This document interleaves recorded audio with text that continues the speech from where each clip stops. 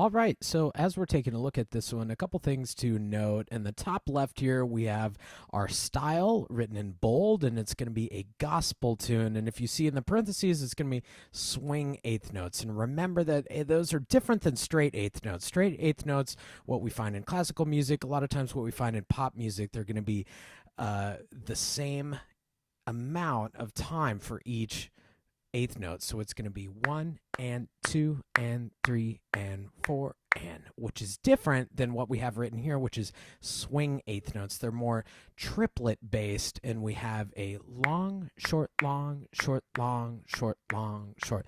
That would be our eighth notes here. 1 and 2 and 3 and 4 and that swing eighth notes, that very triplety feel, is perfect for this gospel sounding tune right here. And so as we get started, your right hand 5 is going to be on D, and your left hand 1 is going to be on middle C. Now, throughout this tune, your right hand is going to be playing the melody while your left hand provides accompaniment. And your left hand is going to be doing mostly chords, which is a little something different than we've seen in earlier songs in the book.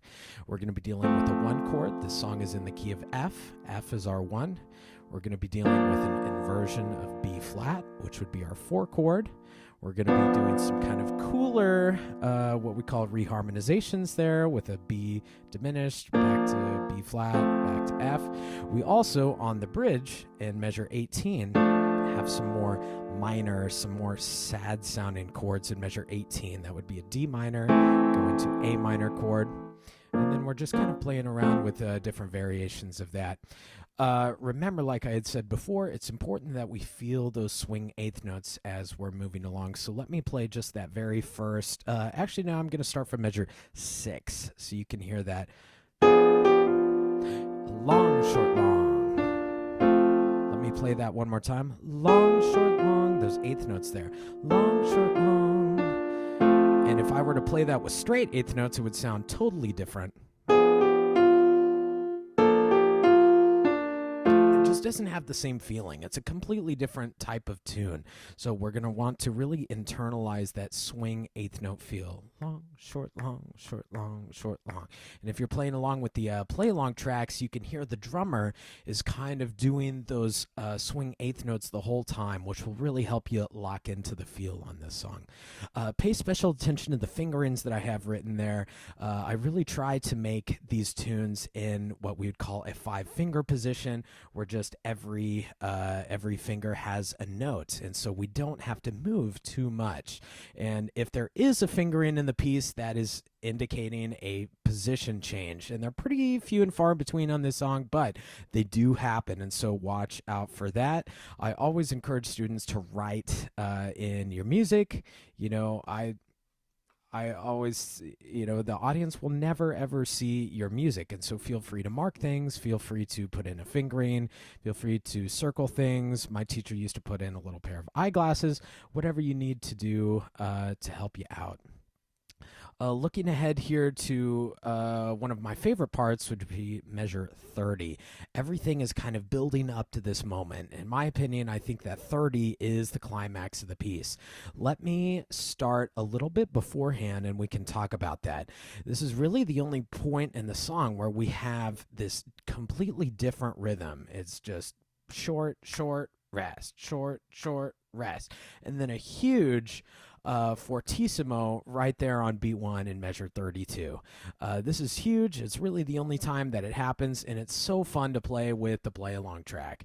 And so let me start. I'm going to go pickups into measure 26. 1, 2, 3.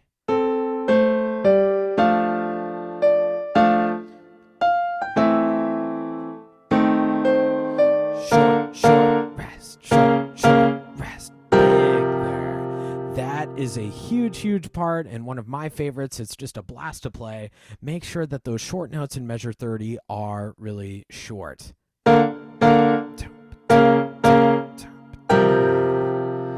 Okay, something else talking about articulation. You see a lot of the curved lines over the right hand notes, while in the left hand, you see some staccatos every once in a while. And that's very typical of a gospel song. You want it very, at least this version of it is very long, very legato, very connected in the right hand. You want a smooth melody. Now, I like the left hand doing staccato notes every once in a while, like a long chord followed by short, long followed by short. I think that that's a really, really nice contrast to it, and it helps kind of keep that 1, 2, 3, 1, 2, 3 beat happening there. And if you're playing along with the play along track, the drummer will set that up perfectly, and it'll just sound great. A couple tricky spots are, let's take a look at the coda in measure 33. And so just a reminder, in measure 32, we see a little text written in italics that says DC al coda. Now, in music, you're going to see two different types. You're going to see a DC al coda and a DS al coda. Now, the DC al coda means dal capo, and that means we go back to the very, very, very beginning. And the other one, you don't see it in this piece, but you will see it in a few of mine, and that's dal signa. And you're looking for a kind of weird-looking symbol that looks like a money sign. But you won't see this in this one. So when we hit that big chord right in measure 32, we're going to go back to the very, very beginning there. And then we play all the way until in measure 13, it has another text box there that says to coda. At that point, we're going to look at the coda sign in 33. It kind of looks like a crosshair, like a circle with a T in the middle of it. That is our coda sign. Let me play that for you real quick. 33.